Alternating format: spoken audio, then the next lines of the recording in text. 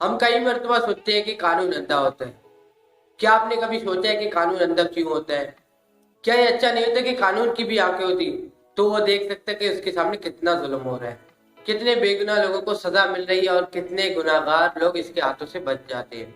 बस इसी सोच के जरिए मैं तहकीक करने बैठ गया और आज मैं अपनी तहकीक का नतीजा आपके सामने पेश करने जा रहा हूँ। आज की वीडियो में हम बात करेंगे कि इंसाफ के पुतले का मतलब क्या है और कानून क्यों अंधा होता है। This is your host Mir Khan and you are on my channel.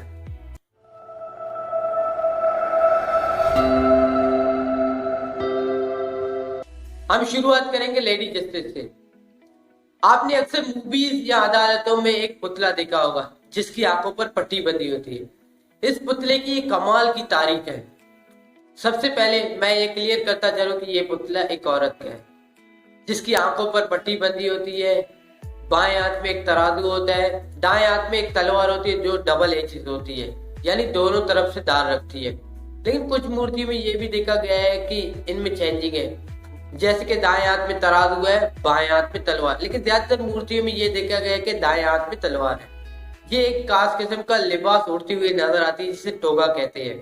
कुछ स्टैचूज में लेडी जस्टिस एक सांप को अपने पैरों के नीचे कुचलती हुई नजर आती है। सबसे पहले हम ये जानेंगे कि इन पॉइंट्स का मतलब क्या होता है, इसके बाद जानेंगे कि कानून अंधा क्यों होते हैं।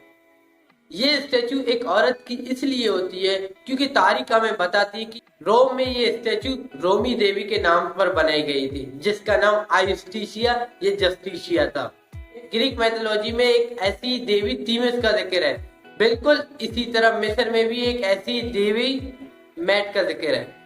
इसकी आंखों पर पट्टी इसलिए बंधी होती है कि वो ये नहीं देख सकती कि उसके सामने कौन खड़ा है, किस बेस पे खड़ा है, कितना ताकतवर है, बल्कि वो हर किसी के साथ इंसाफ करती है।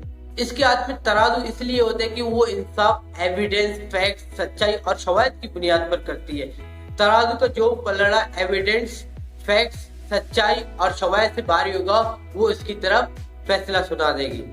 इसके हाथ में तलवार इसलिए होती है कि वो ना सिर्फ फैसला सुनाती है बल्कि इस पर लागू भी करवाती है।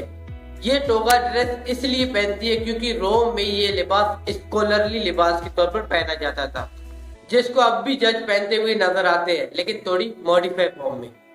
पाँव में सांप को कुचलना शैतानी सोचों, हरकत और रवैयों को कुचलने को जाहिर करता है कि वो इंसाफ में मुदाखलत ना कर सके।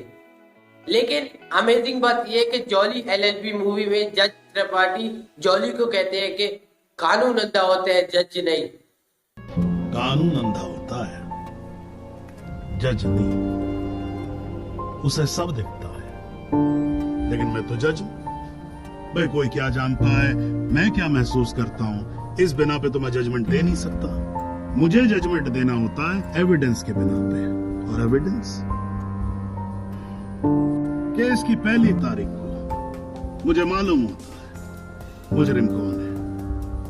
मैं यहां बैठा रहता हूं और एविडेंस का इंतजार करता रहता हूं। एविडेंस अब आएगा, एविडेंस तब आएगा। गटर खड़ा हो जाता जी, फाइलों पे फाइलें चढ़ती चली जाती हैं, लेकिन एक पेपर मेरे सामने नहीं आता, एक पेपर जिसको मैं सही मायने में बोल सकूं कि ये एविडेंस है।